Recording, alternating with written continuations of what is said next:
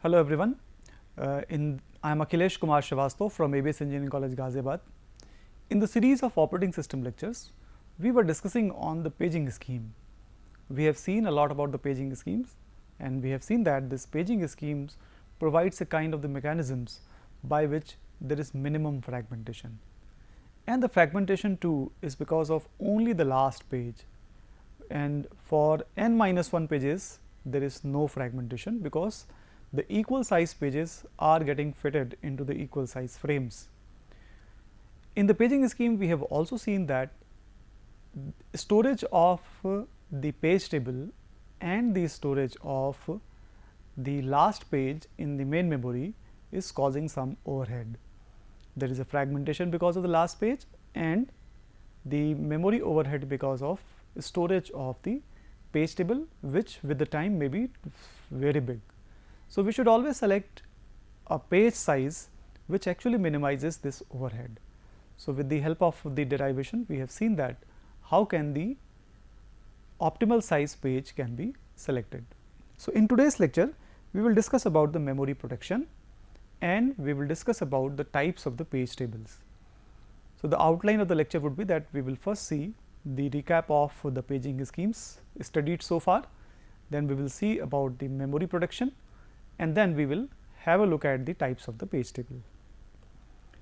So, we have seen that the paging scheme is like we have to divide our process into equal size chunks, those are called the pages, and we have to divide the main memory into the same size chunks where that is known as the frames, and the pages do get adjusted in the frames.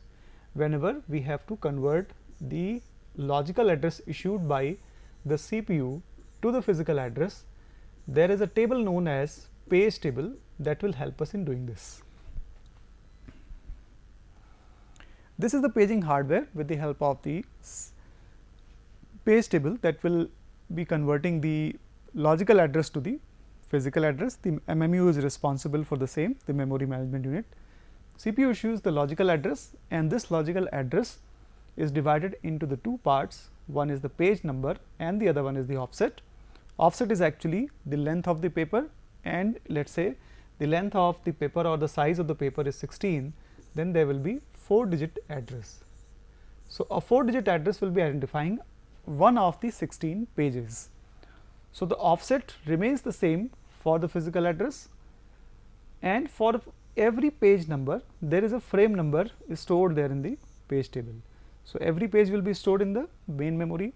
So, where that page is stored is being stored in the page table, or page table is storing the information about the actual location of the pages in the frames or the main memory.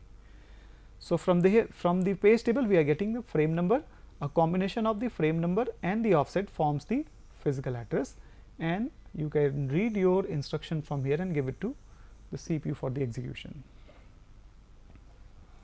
Now, we have seen that how can the optimal page size be selected. If we say that S is the size of the process and P is the size of the page, then total number of pages will be S by B, and in case every page table entry requires E bytes for storage, then the total number of total space occupied by the page table will be this much. There will be S by P entries in the page table, and each entry requires E bytes. In case we say that there is a fragmentation because of the last page, and if the page size is P, so on an average half of the page size will be causing us the fragmentation. So, the size of the fragmentation will be, or size of fragmented space will be P by 2. So, together this is actually the wastage of the space, you can say, or the overhead. If you take the derivative of this with the help of the page size, then this will give you minus S by P square into E plus 1 by 2. So, for the maxima or the minima, this derivative should be equals to 0. By this you can find out the formula P equals to under root 2 SE. So, this is the optimal page size. So, while selection of the page, you should actually apply this formula to find out what should be the page size. We have also seen that to speed up the address conversion or the conversion of the logical address to the physical address, we make use of the TLAB. TLAB is actually the concept of a faster search in which a new terminology here is associative memory, that actually is a concept of the parallel search. So, we have certain location where a very small memory is there for the TLAB. This is a hardware which is performing the parallel search. So, for each of the page number there is a frame number equivalent here. Whenever CPU refers to the logical address, we first see the page number here in the TLAB. For that we will have a frame number. So, if we get the frame number from the TLAB, we take it from here, the offset remains the same, and in case we have found the physical address, the main memory can be accessed and the accessed instruction will be given to the CPU for the execution. So, it is not that always you will get a frame number or the page number from the TLAB. So, in case this is not available in the TLAB, you will have to search it from the page table itself. So, from the page table find out the frame number and give it for the physical address. So, in case you are referring only to the TLAB, then your search will be faster. In case you have to go for the page table search, it will be slower one.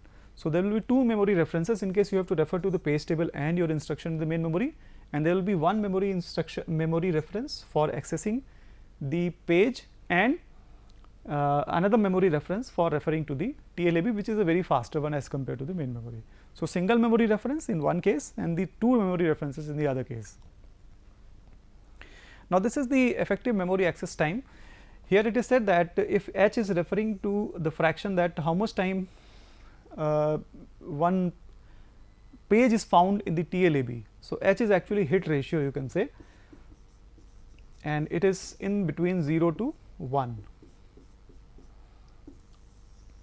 So, this is a fraction. So, this fraction multiplied with the TLAB search time plus accessing the instruction from the memory, and 1 minus h means if the page is not found in the TLAB, then obviously you have searched the TLAB, then only you have declared that the page is not found there, and then you have to search the main memory for not the search, but this is for the page table reference, and then this is for the instruction. So, two memory references altogether here. Now, in case you are not representing the hit ratio with the hit ratio, but with the miss ratio, let us say x is representing the miss ratio. So, if x is representing the miss ratio, then in case of the miss you have to refer to the TLAB, page table and the instruction, and in case there is a hit means 1 minus x, then you have to refer to only to the TLAB and the instruction.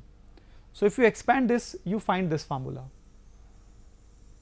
Here x is a variable, okay, x is a variable and t plus m is a constant. So, this equation is more like y equals to mx plus c, in which the c is t plus m. Okay. So, this is a straight line equation wherein the TLB miss, as the TLB miss increases, the effective memory access time also increases, and this effective memory access time cannot go below t plus m. So, we have discussed this on the last turn. Now, let us discuss something for today. We are going to discuss about the memory protection first. So, the memory protection means, let us say we have several pages or several page entries in the page table. Let us say this is a page table, and in the page table we have the frame numbers. For every page number we have a equivalent frame number here. For page number 0 there is a frame number, for page number 1 there is a frame number, and so on and so forth. But all the pages may not be present in the main memory. If this is the main memory, it is not likely that every page will be there in the frame or every page will be there in the main memory. Some of the pages may not be there in the main memory. We will see later on when we will be discussing the demand paging scheme, then we will see that not all pages can be present in the main memory at the same time.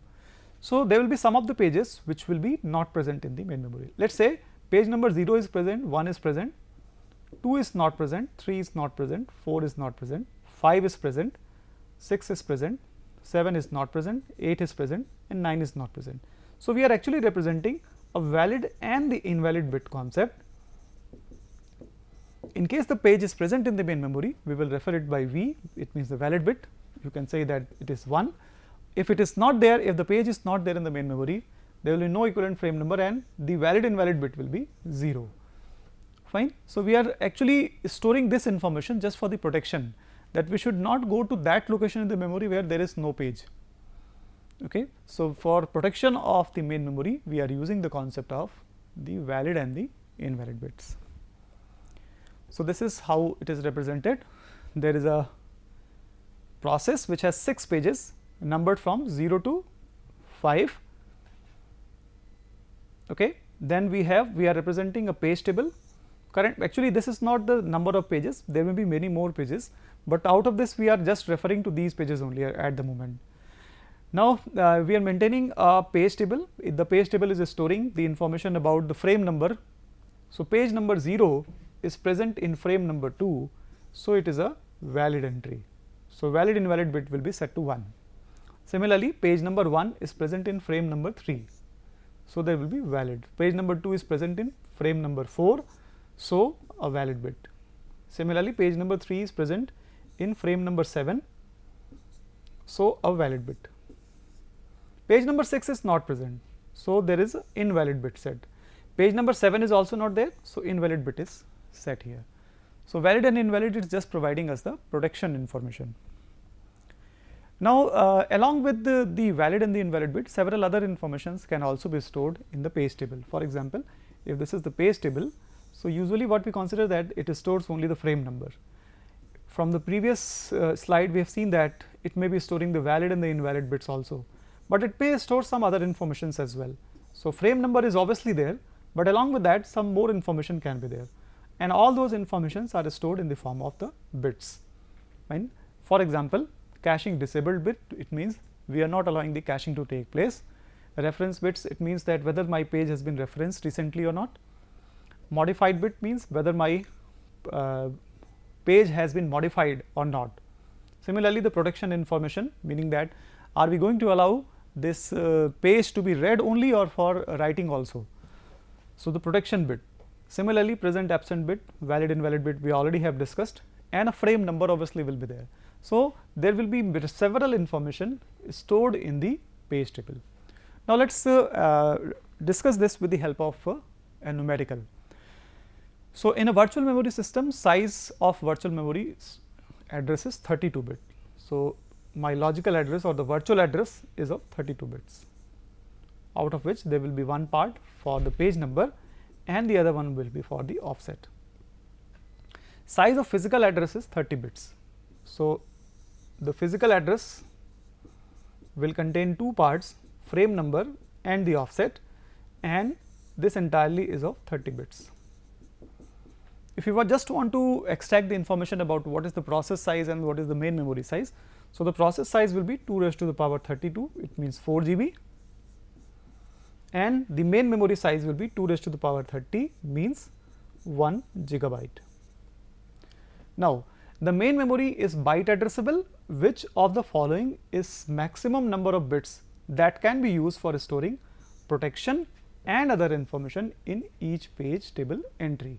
So, obviously, we will be storing the page. Okay. Now, here it is given that the page size is 4 kilobyte. Okay.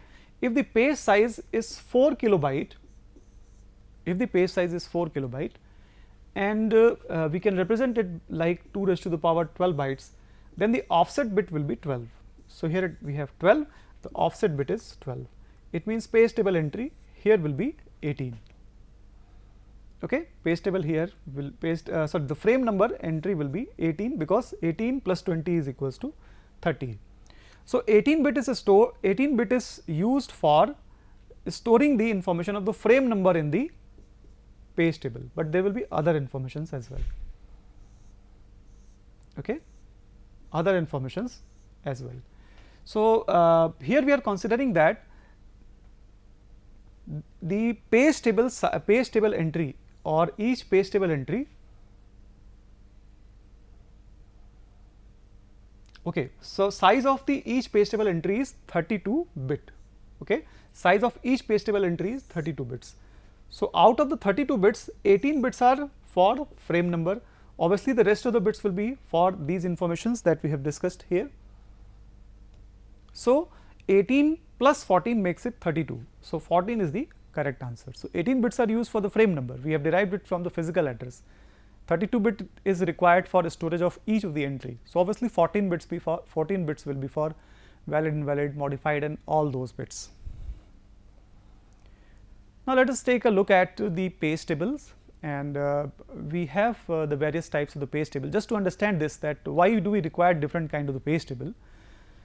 Let us take a scenario. Logical address is 22 bits. Logical address space will be 2 raised to the power 22 bytes. Page size is 4 kilobyte. It means 2 raised to the power 12 byte. Let us say. Obviously, the page offset will be 12. The power of the 2 here. Page number will be 10. Okay. So, it is like 22 bits are there in the logical address, 12 bit is there for the offset. Obviously, for the page number we will have 10 bits. Number of pages will be 2 raised to the power 10, it means 1000 or 1024 pages. Every page table entry requires 4 bytes. So, 1024 pages, and each of the page table entry requires 4 bytes. So, this is 4 into 1024, we can say that this is 4 kilobyte. So, page table size is 4 kilobyte, and here you can see that the page size is also 4 kilobyte. So, one page table can get accommodated in one page. So, up to this it is acceptable. There is no difficulty in saying that the page table is not going to be very much of the overhead for us. Yes, it is overhead, but it is getting stored in one page, fine. Let us take another scenario. In this scenario, the logical address is of 42 bits. So, if it is 42 bits, then there will be two parts, page number and offset. Rest of the things are remains the same as the previous example.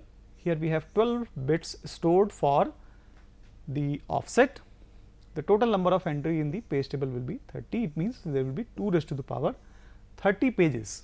It is too big, and if each page table entry requires 4 bytes, then you require 4 into 2 raised to the power 30 bytes in total. This actually is 4 gigabyte. So, 4 gigabyte is a very big space that you require for storing the page table. So, page table may be this much big as well. So, what to do in case we have this much big page table? So, to deal with this, we have several kinds of the page table. To start with, let us take this one, the hashed page table. Here we are saying that we have the limited number of the entries in the page table. So, we have limited number of the entries in the page table, then every page number will be hashed, or we will apply a hash function on every page number, and this will give us a location. So, this location is this one, let us say, and there may be many pages, those who will map on the same page or the same location.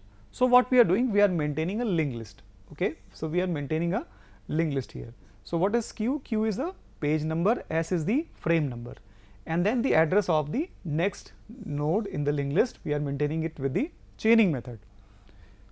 So, we have the page number P and the frame number R, and then and so on and so forth. There may be many other nodes after this. So, we are maintaining a linked list or chain of the page numbers and the frame number combination. So, since my page number was P, for P we have R as the frame number. So, we are getting R here and D from here. So, R and D combination will give us the physical location. So, what we are saying that we are maintaining a hash table, and this hash table is maintained as a method of the chaining. If 2 or more than 2 pages are referring to the same location in the hash table, so they will be maintaining a chain. In case we have to search the frame number equivalent of the page number, so we will be searching it one by one. Linear search will be performed on the linked list or a chain of the linked list for finding out the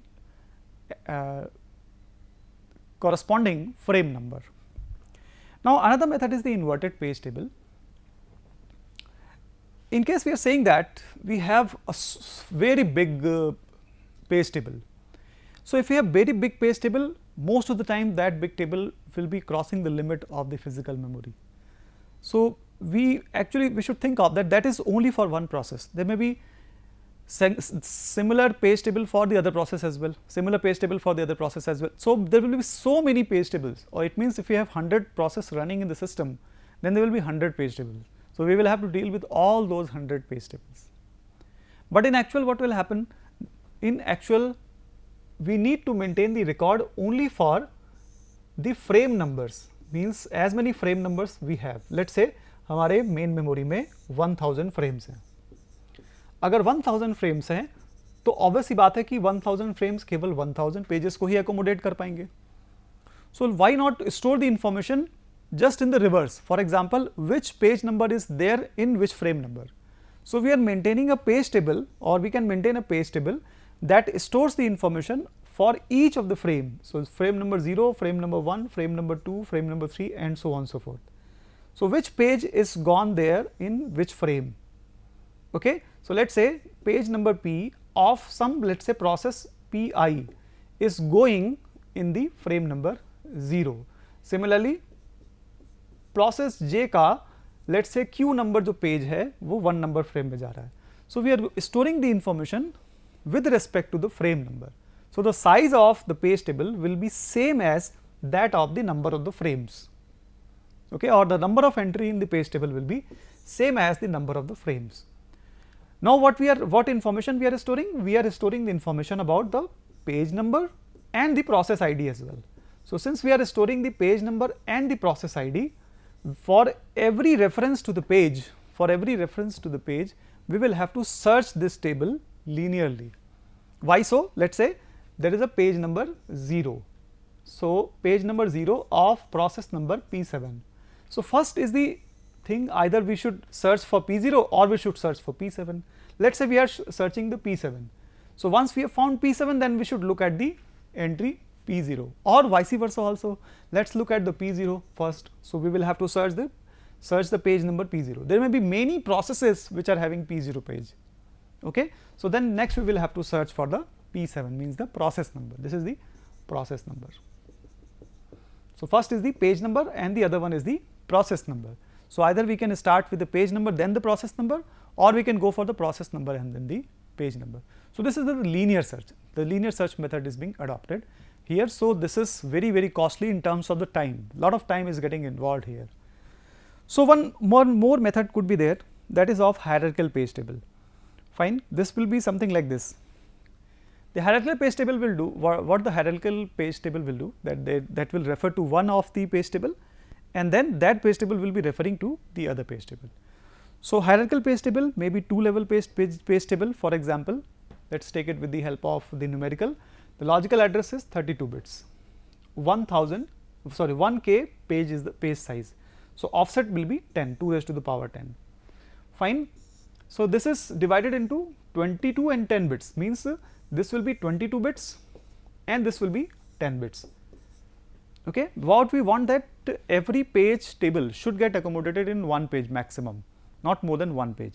So for that we will have to divide it further, because 2 raised to the power 22 is very big as compared to 2 raised to the power 10. So we will further have to divide it. Okay. So when we divide it further, we are dividing it in the next level page table. So the next level page table once again is divided into two parts. So one is this one and one is this one. So by the time we are getting one page, we should keep dividing this. We will see it with the example. Now this is actually the diagrammatic representation of the same, that the P1 is referring to the first page table, what we are saying, that the outer page table, and then an entry here is denoting the address in the second page table. Okay. So this is P1 and this is P2. Finally we get a frame number from here. Okay. So the frame number will be frame number will be giving us the location how to reach to the main memory in the physical address. So if this is the main memory, we have got a frame number from here, and this is the offset. So the combination of the frame number and offset will be the physical address. So in some cases it may not be able to find the physical address in 2-level paging. So we may have to go for the 3-level paging as well. So the 2-level paging and the 3-level paging. So this is denoting the 2-level paging, but what you can see here, that P1 is so very big. So, this will further have to be divided. So, this will have to be divided into then P1 and P2 and P3 then. So, there are so many divisions possible here. So, we will have to keep it dividing until we get that a page table can be accommodated in one page only. So, now let us solve it with the example that will make you more clarity, or that will bring you more clarity about the same. So, the virtual address is 48 bits. Page size is 16 kilobyte, it means 2 raised to the power 14. So, 14 is the offset. So, remaining bits will be 34, remaining bits will be 34. Obviously, the 34 cannot be or 2 raised to the power 34 will be the page table entries. Each table entry is requiring 1 byte only. So, just to multiply this one, this is so very big, or this is greater than 2 raised to the power 34 is much larger than 2 raised to the power 14. So, let us divide it further.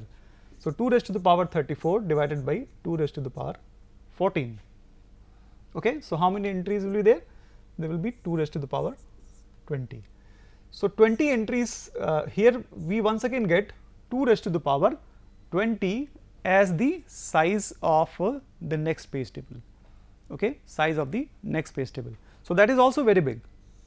Okay. So, first what we have done, we have divided into a page table, and that will contain 2 raised to the power 14 entries, and then we are dividing it further. So, 2 raised to the power 20 will further be divided by 2 raised to the power 14. So, this comes out to 2 raised to the power 6. So, this can be accommodated. Okay. So, 14 and then a 6. So, this is the address split. So, PT1 will be 14, PT2 will be 14 and PT3 will be 6. So, this is how the addresses are splitted. You can take one more example to understand this. Here we have seen that in this case what we are doing, that we are dividing the pages, So, finally, with this example also you can see that 64 is the virtual address size, page size is 1 MB, means 20 bits. So, remaining bits are 44. 2 raised to the power 44 is the number of the pages total, which is very big. So, let us divide it further with the size of the page. So, this comes out to 2 raised to the power 44. So, 2 raised to the power 44 is too big again. So, we will further have to divide, sorry, 2 raised to the power 24, we will further have to divide it. So, let us divide it further. So, 2 raised to the power 24 divided by 2 raised to the power 20. So, this comes out to 2 raised to the power 4. So, 4, 20 and 20. So, you can see that together it is 44. So, we can divide the page tables into the multiple levels that will reduce your work of storage of the big table. So, you can solve several numericals. The reference for this lecture is the Operating System Concepts by the Silverchurch and Galvin. Thank you.